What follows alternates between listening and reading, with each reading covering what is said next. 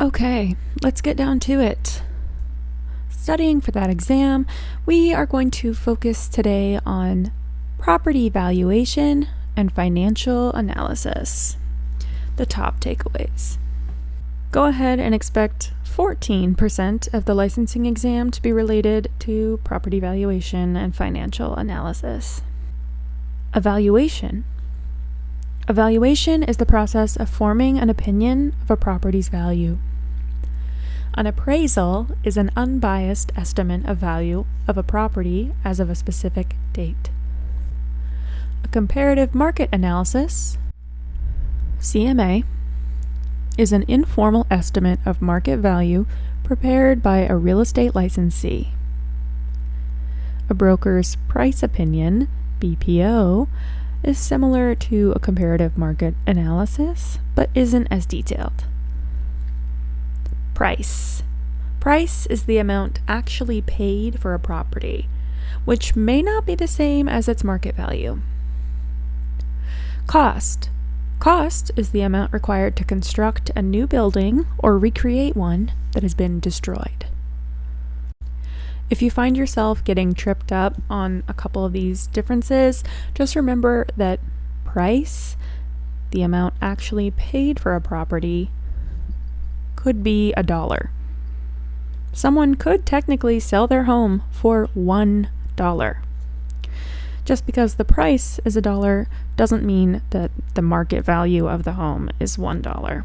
And it certainly doesn't mean the cost, which is the amount to construct a new building or recreate one, is $1. Characteristics of value.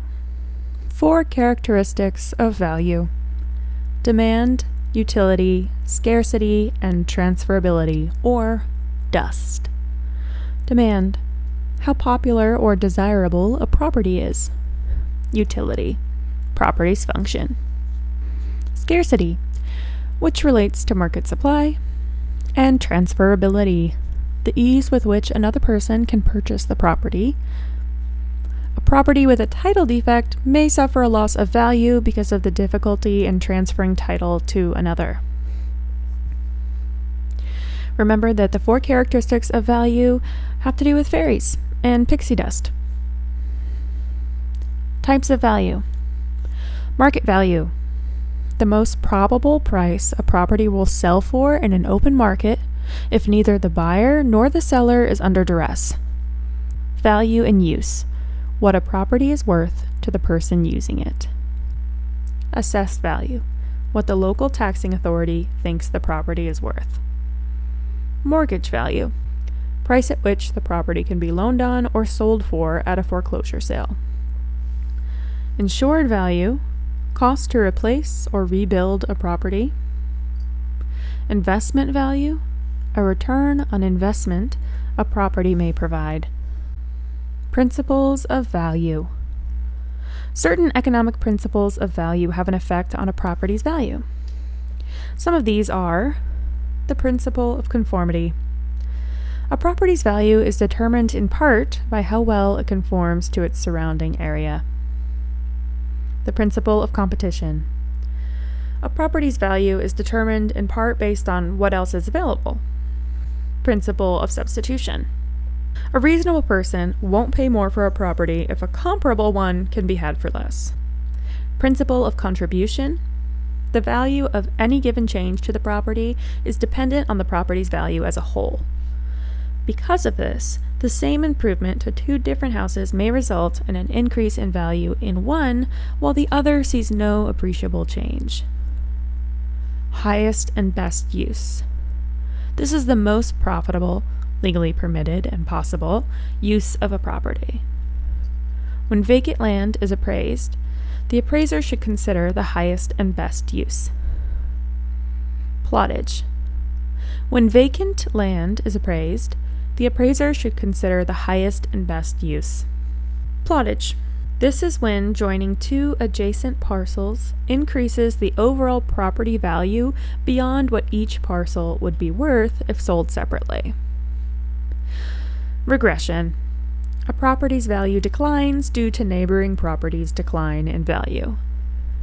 Progression. A property's value increases due to an increase in surrounding property values. Anticipation.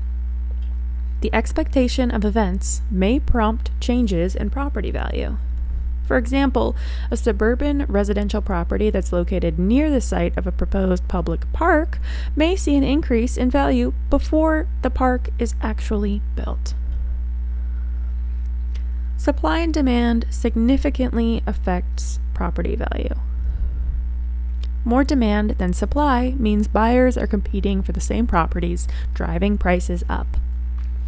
Less demand, or fewer buyers, puts downward pressure on housing prices. Factors that are likely to increase supply include availability of properties, construction of new properties, and conversion of properties from non-residential to residential. Factors that are likely to increase demand include high employment rates, stable or increasing wages, high consumer confidence, increased availability of loans, low or falling interest rates, and a growing population in an area. Forces impacting the value of a given property include environmental, physical forces, such as quality of amenities and services, climate and topography. Social forces, such as population growth or decline. Political, governmental forces, such as zoning laws or fiscal policies. Economic forces, such as interest rates, employment trends, and credit availability. 4 phases affecting real estate value: expansion, growth; oversupply, stability; recession, decline; and recovery, revitalization. Methods of estimating value. Real estate appraisers use 3 approaches to estimating the value of a property. Sales comparison approach, market data. The sales comparison appraisal approach, used primarily for residential properties, is based on the principle of substitution. It uses the price for which similar properties have sold recently to estimate the market value of the property being appraised. Similar properties are referred to as comps or comparables. The property being appraised is called the subject property. Since comparable properties are never exactly the same as a subject property, comparable properties must be selected and compared both qualitatively and quantitatively. Bracketing. Bracketing is the process whereby an appraiser determines a probable range of values for a property by comparing a group of comparable sales to the subject. The appraiser attempts to include both superior and inferior characteristics, such as age, transaction price, and more.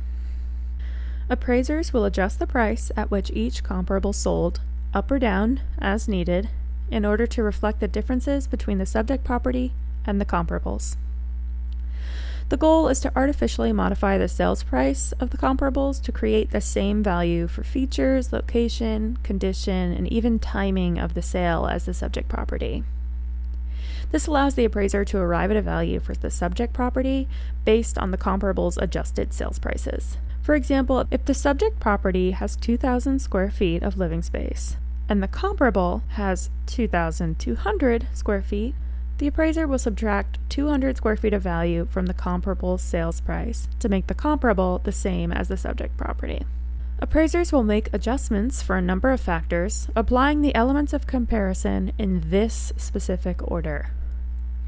1. Financing terms and cash equivalency. If a house sold for $300,000 but the seller paid $12,000 towards customary buyer's closing costs, the house has an equivalency of $288,000. 2. Conditions of sale. 3. Market conditions at the time of contract and closing. 4. Location. 5. Physical characteristics. Remember that financing and cash equivalency come first. How many bedrooms and how many square feet and all that? Number 5. Doesn't matter as much. Cost approach. This approach is based on the concept that the entire property is worth the sum of the value of the land and the value of the improvements on that land. It refers to the cost to reproduce the improvements on the given site. Appraisers use and rely upon the cost approach when the property is unique and isn't being used to generate rental income. Good examples are a movie theater, hospital, church. It's also used in newly constructed or high-value unique homes. Formula to estimate value. The value of the site, the land as though it were vacant with no improvements on it, plus cost of existing improvements, after subtracting any depreciation of those improvements, equals market value.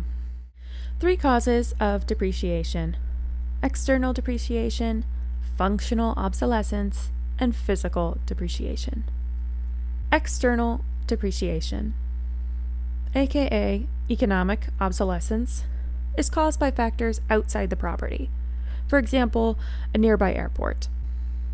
Functional obsolescence, a form of depreciation or loss in value caused by defects in design and can occur with outdated structures or systems, or when a property is overbuilt for the area.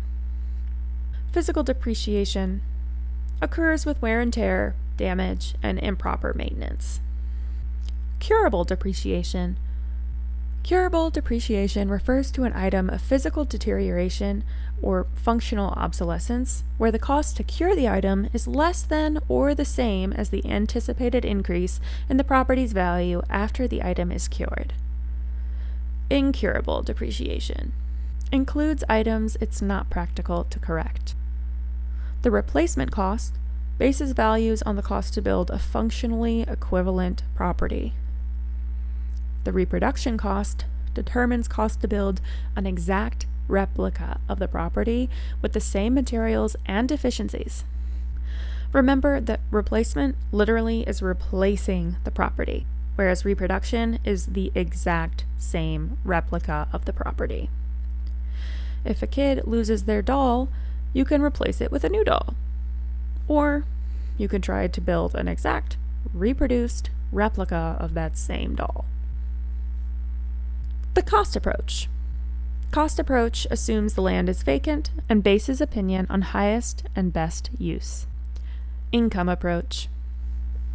The income approach, also known as the income capitalization approach, estimates the present value of any future benefits of owning a particular property. It's based on the value principle of anticipation. This is the most reliable approach to value when the property being appraised has rental income generation as its primary purpose, which includes shopping centers, apartment buildings, and office buildings. The income approach uses some form of capitalization rate, aka cap rate, to help estimate value. Capitalization method formula. There are a few different ones, but I choose to remember this one. Income equals value times rate. Purposes and steps to an appraisal. A real estate appraisal is an estimate or opinion of a property's value, determined for a specific purpose as of a specific date and based on proven facts. Appraisals help determine mortgage value, investment value, or insured value. California, like most states, prohibits licensees from performing appraisals and from calling any valuation they assign to a property an appraisal. Typically, only licensed appraisers may perform appraisals. When the value is sought to approve a federally related loan, a licensed appraiser must be used. Lenders or appraisal management companies generally select and hire appraisers, but the buyer usually pays. The real estate industry most often uses appraisals to ensure that the property's value supports a given loan amount. Appraisers and appraisals are subject to federal and state laws that relate to housing, civil rights, and health and safety. Appraisers follow the Uniform Standards of Professional Appraisal Practice, USPAP or USPAP, and use these steps. State the problem. This means identify the specific property, the rights associated with it, the purpose of the appraisal, and what type of value needs to be estimated. Identify data needed. Gather and analyze data. Appraisers look at general city, neighborhood, demographic, and other data, as well as property-specific data. Determine highest and best use. What would the best use of this property be if there were no existing buildings on it? This matters more for commercial properties, though residential properties in a mixed-use neighborhood can be impacted. Estimate the land value, as if the land were vacant. Consider all three approaches to valuation: sales comparison, cost, or income approach, and use one or more depending on the property type. Reconcile values to determine the final appraised value. This isn't an average of the various estimates calculated. Through a reconciliation, correlation process, the most weight may be given to one or two of the comparable properties, or even to the appraisal method used, sales comparison, income, or cost approach, and how well it matches the subject property. And finally, develop and deliver the appraisal report. Federal oversight of the appraisal process. Title 11 of the Financial Institutions Reform, Recovery, and Enforcement Act of 1989, FIRREA, implemented congressional oversight of appraisals. Appraisals for federally related transactions, any transaction for sale, lease, purchase, investment, or exchange of real property in which a federal financial agency or regulatory authority is involved, must be performed by a state-licensed or state-certified appraiser. Residential properties valued at $400,000 or less are exempt from federal appraisal requirements in federally related transactions. Coercing, bribing, or otherwise unduly influencing an appraiser for a particular outcome is illegal. Providing information about comparable sales is fine. California real estate appraiser license levels are: trainee. At this level, the individual must work under the supervision of a licensed or certified appraiser. The trainee may appraise any property the supervising appraiser is qualified to appraise. Residential. Allows the individual to appraise non-complex residential property of 1 to 4 units valued up to $1 million and non-residential property valued up to $250,000. Certified residential allows the individual to appraise all residential property of 1 to 4 units, regardless of value or complexity, and non-residential property valued up to $250,000. Certified general allows the individual to appraise all real estate of any value or complexity. They can only appraise a property that their supervising appraiser is qualified to appraise. So, they have training wheels, but they can't ride their bike. Residential. They can do non-complex stuff. Certified residential can do any and all residential property, but only non-residential up to $250,000. And a certified general can do everything. So, trainee, residential, certified general. Comparative market analysis. Real estate licensees perform comparative market analyses, CMAs, to help clients make price decisions. They help seller clients decide how to price the property, and buyer clients decide how much they're willing to pay. CMAs are not appraisals. Instead, they're an informal estimate of market value. Real estate licensees select comparable properties that have recently sold, are currently on the market for sale, active listings, and or are similar and were offered for sale but did not sell, expired listings. Licensees may also review similar listings that are under contract or pending, though this is more difficult because the final sales price is still TBD. Recent sales carry more weight as comparables than older sales. Properties that have sold in the last 3 to 6 months. When comparing a market analysis, Licensees adjust only the comparable sales price, not the subject property's list price or potential list price. If a comparable is inferior to the subject property, adjust upward. If the comparable is superior, adjust downward. Licensees should use the CMA to provide a range for sellers. Licensees shouldn't suggest a specific listing price. Comparables that are most similar to the subject property carry the most weight in determining price range. A broker's price opinion, BPO, is an opinion of value prepared by a real estate licensee, similar to a comparative market analysis, but not as detailed. A lender or relocation company generally orders the BPO. Financial analysis. Financial analysis of an investment property should use a method appropriate for the type and complexity of the property. The income approach to estimating value allows the appraiser to use GRM, GIM, direct capitalization, or yield capitalization. Gross rent and gross income multipliers. Gross rent multiplier, GRM, GRM, GRAM, GERM, is used to estimate investment value of a property comprising 4 or fewer units where rent is the only source of income. My preferred formula is value equals gross monthly rent times GRM. Gross income multiplier, GIM, GIM, used to estimate investment value of a property comprising 5 or more units. It includes income from sources other than rent, such as parking fees or coin-operated laundry facilities. GIM, value equals gross annual rent times GIM.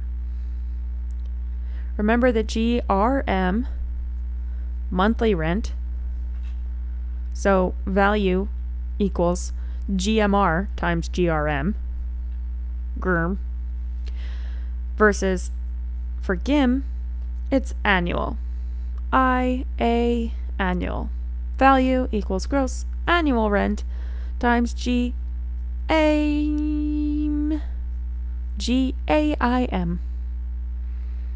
Okay? Data used for financial analysis. Gross income is the income received before expenses are deducted. Potential gross income, income that an investment property could bring in if it were leased at full capacity. Effective gross income, income after losses from vacancies and credit losses are deducted. Net operating income, NOI or NOI, is effective gross income minus operating expenses. The operating statement summarizes the income and expenses of a property. Investors are concerned with before-tax cash flow, after-tax cash flow, sheltering cash from taxes, and cash-on-cash return. A whole lot of cash, in other words. Before-tax cash flow. The amount of income generated before any income taxes owed are taken out. After-tax cash flow. The amount of income generated after income taxes owed are subtracted. Cash-on-cash return. A ratio comparing before-tax cash flow with the amount of cash invested. This is a way of analyzing performance for a year using only the actual cash used in the investment rather than including all debt. Debt coverage ratio is calculated by dividing NOI by annual debt service. Annual debt service is the total of all interest and principal paid for all loans on the property for 1 year. The debt coverage ratio is a benchmark used to determine an income-producing property's ability to cover its monthly debt service. The higher the ratio, the more profitable the enterprise. Investors may use formulas to determine if an investment property is worth pursuing. These include The 70% formula. The purchase price should not exceed 70% of the repaired value. The 50% formula. Operating expenses are generally 50% of the rental income. The 2% formula. Gross monthly rental income must equal at least 2% of the purchase price. Two types of depreciation impact investment properties: economic and tax depreciation. Tax depreciation allows an annual business deduction by depreciating an asset. Economic depreciation occurs with a loss in value due to physical or other deterioration. Tax considerations for investment property. Tax depreciation is limited to investment properties. Residential, non-investment properties cannot be depreciated. Investors like tax depreciation because it's a form of cost recovery through tax deductions. The IRS requires investors to depreciate their investment properties using a method called straight-line depreciation. Income-producing residential properties are depreciated on a 27.5-year schedule. Commercial properties are depreciated over 39 years. The basis of an asset includes the sales price, acquisition costs, and any capital improvements. Depreciable basis is the value used to calculate depreciation. Thank you for reviewing valuation with me and financial analysis. I hope this helps you as much as it helped me. I also hope you can hear my small dog on my lap snoring gently as I'm recording this.